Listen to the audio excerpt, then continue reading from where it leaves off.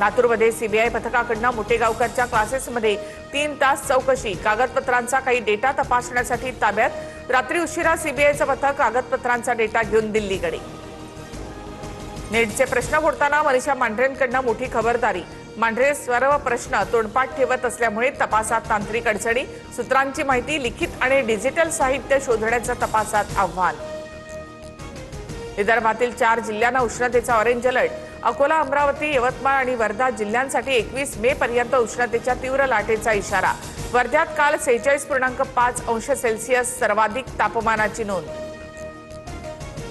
जळगावच्या यावल तालुक्यामधील परसाळेमध्ये वादळी वाऱ्यामुळे लग्न मंडप उडाला।